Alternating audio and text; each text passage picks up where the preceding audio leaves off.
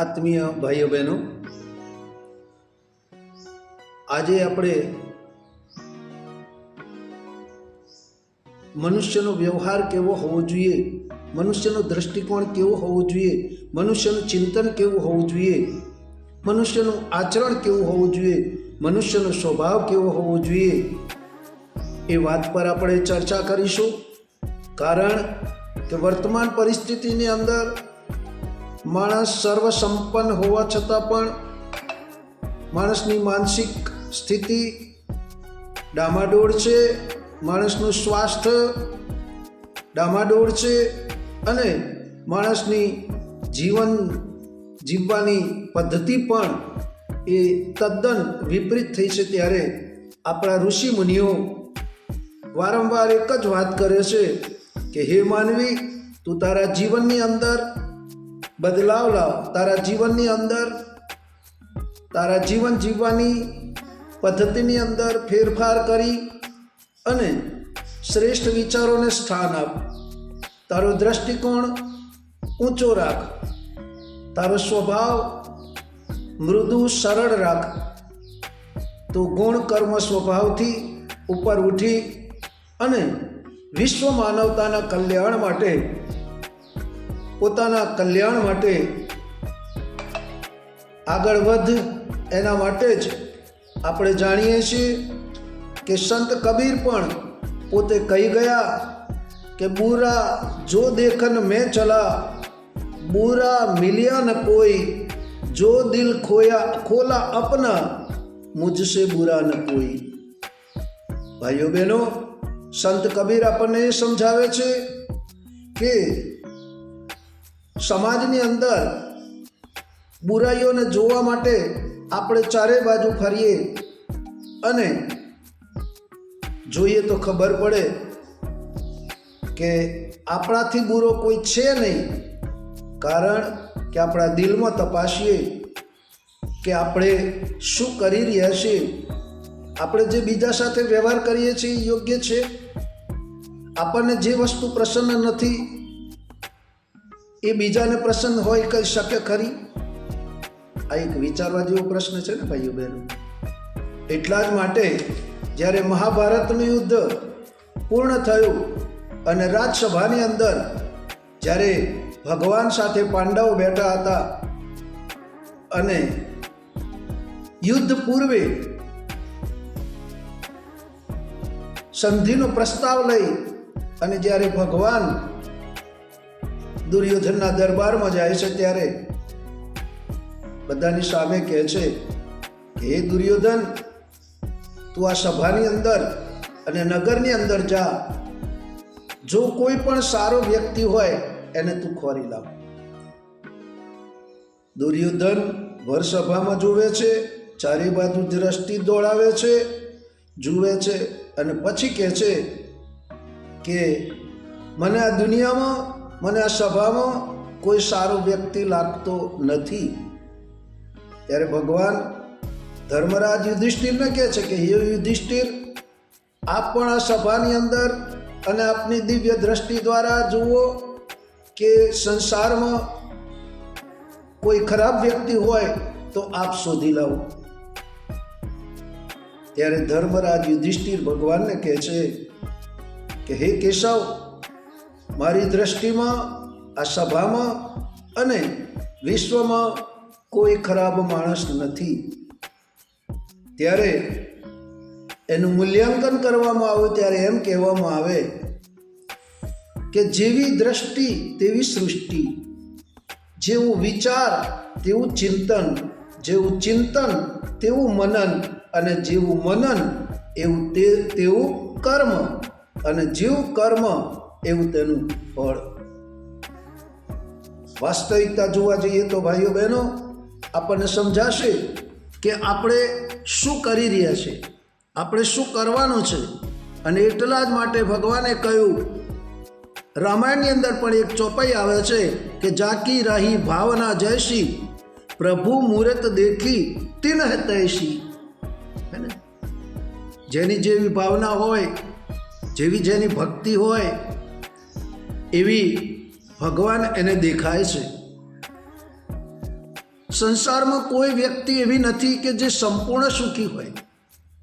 બધા સંજોગો મરજી મુજબના હોય, કોઈ દુઃખ ના હોય, ક્યારે નિષ્ફળતા ન મળે. જ્યાં ભગવાનને અનેક સુખ સુવિધા આપી છે ત્યાં થોડી કચાશ પણ રાખી છે.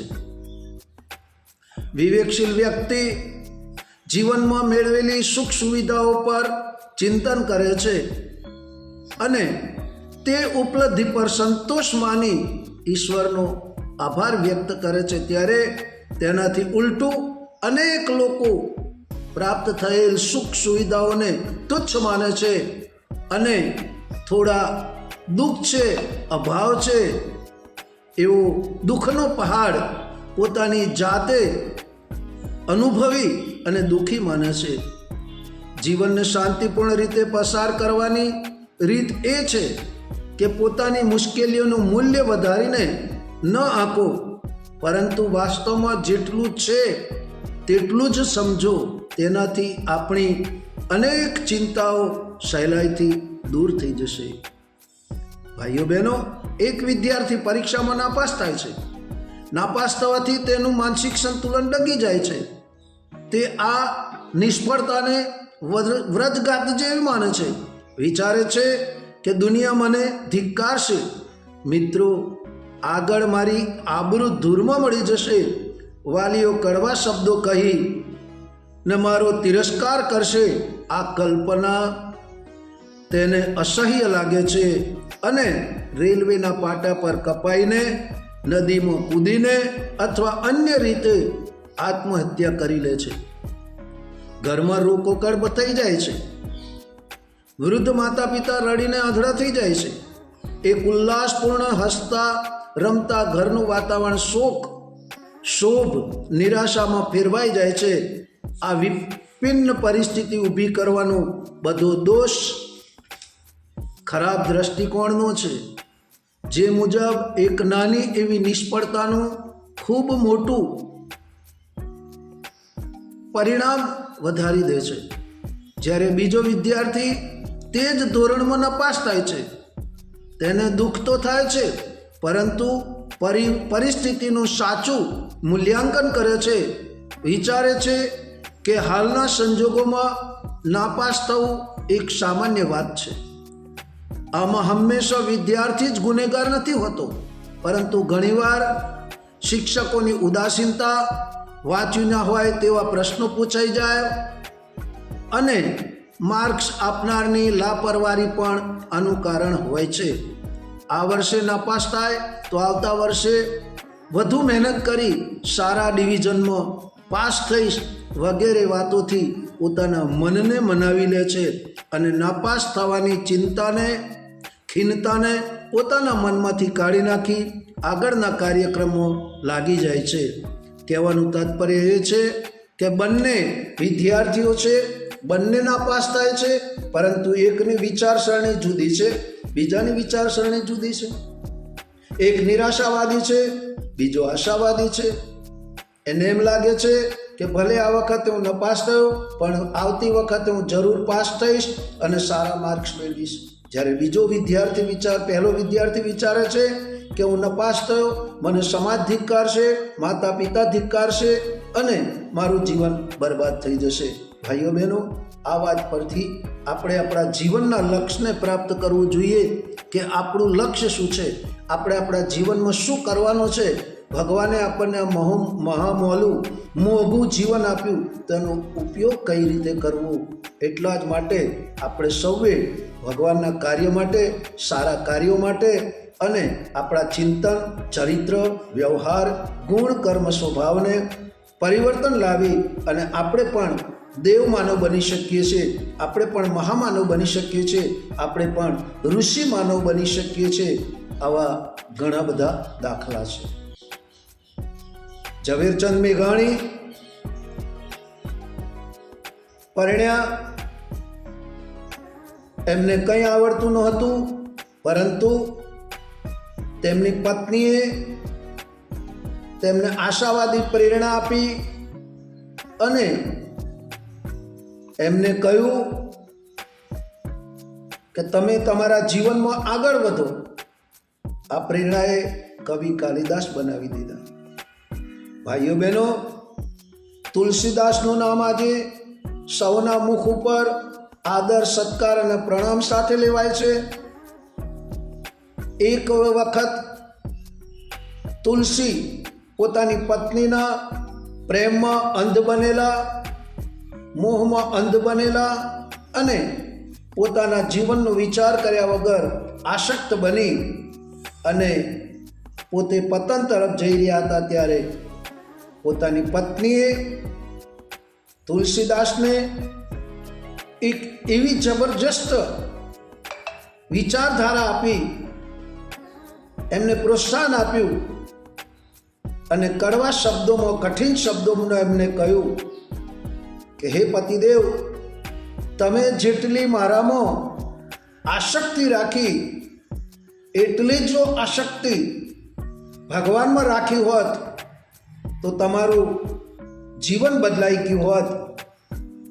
અને ભાઈઓ બહેનો, તેજીને ટકોરો અને ગધેડાને ડબણો એ ભાવ તુલસીના મનમાં જાગ્યો અને તુલસીએ નક્કી કર્યું કે મારે મારા જીવનમાં કંઈક બનવું છે, મારા જીવનમાં કંઈક પ્રાપ્ત કરવું છે.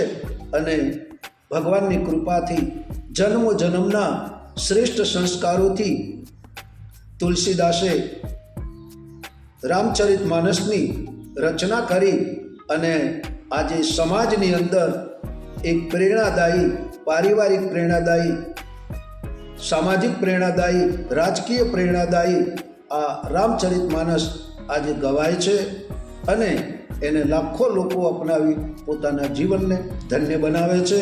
તો ભાઈઓ બહેનો, આ વિડીયો આપને ચોક્કસ ગમ્યો હશે. આ વિડીયોને લાઈક કરજો, શેર કરજો, સબસ્ક્રાઈબ કરી આપના મિત્ર મંડળ, સગા સંબંધી સ્નેહી પહોંચાડી અને અમારી આ ચેનલને આપ પ્રોત્સાહિત કરશો એવા ભાવ સાથે આપ અમારી ચેનલને સબસ્ક્રાઈબ કરો એવી આપની પાસે હાર્દિક શુભકામના, આપની પાસે આશા.